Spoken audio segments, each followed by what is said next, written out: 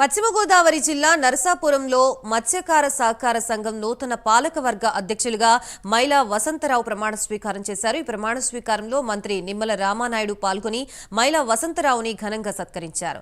కొత్తగా ఎన్నికైన పాలకవర్గం జిల్లాలోని ఇతర సంఘాల బలోపేతానికి కృషి చేయాలని ఆయన సూచించారు. అలాగే వేట నిషేధిత భృతిని ఈ ఏడాది నుంచి 20,000 రూపాయలకి పెంచుతామని మంత్రి నిమ్మల రామానాయుడు తెలిపారు. త్వరలో ప్రభుత్వం ఇచ్చిన హామీల్ని అమలు చేస్తుందన్నారు.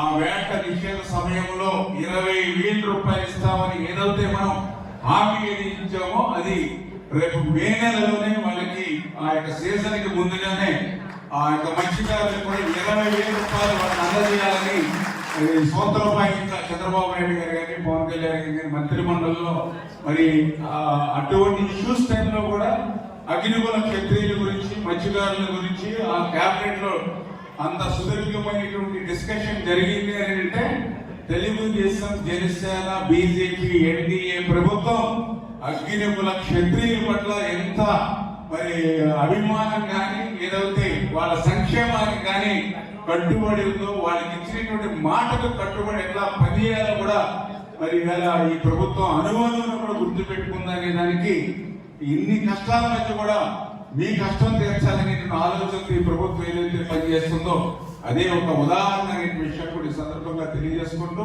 ఆ సొసైటీని ముందుకు తీసుకెళ్లవలసిన అవసరం ఉంది. మరి నువ్వు ఏ రకంగా మా సహకారం ఏ రకంగా కావాలని చెప్పి ప్రతి సందర్భం కూడా 1-2 సార్లు వారు సహకరించి వచ్చారు.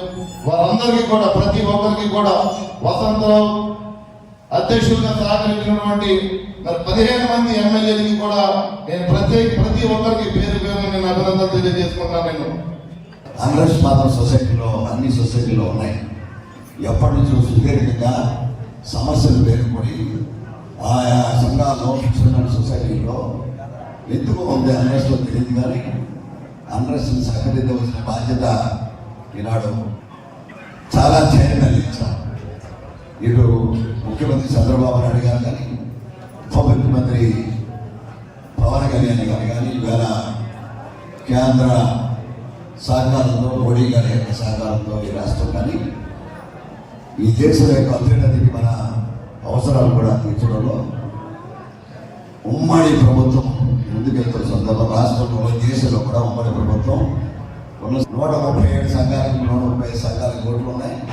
135 సంఘాలు కూడా ఇంకా లేని సంఘాలు 200 మంది సొసైటీలు ఉన్నాయని మాట చెప్తా ఉన్నారు. తద్వారా సొసైటీలకి యాక్టివేట్ అవ్వడానికి మొదలుపెట్టే జేడీ గారు చెప్పినట్టు మీ యొక్క అనుభవంతోటి వాటిని కూడా యాక్టివేట్ చేయండి. కాంగ్రెస్ మాత్రం సొసైటీలో అన్ని సొసైటీలో ఉన్నాయి. ఎప్పటి నుంచో సుదీర్ఘంగా సమస్యలు పేరుకొని ఆయా సంఘాల్లో సొసైటీలో ఎందుకు ఉంది అన్రెస్ట్లో తెలియదు, కానీ అన్రెస్ట్ని సహకరించవలసిన బాధ్యత ఈనాడు చాలా చైర్మన్ ఇచ్చాం.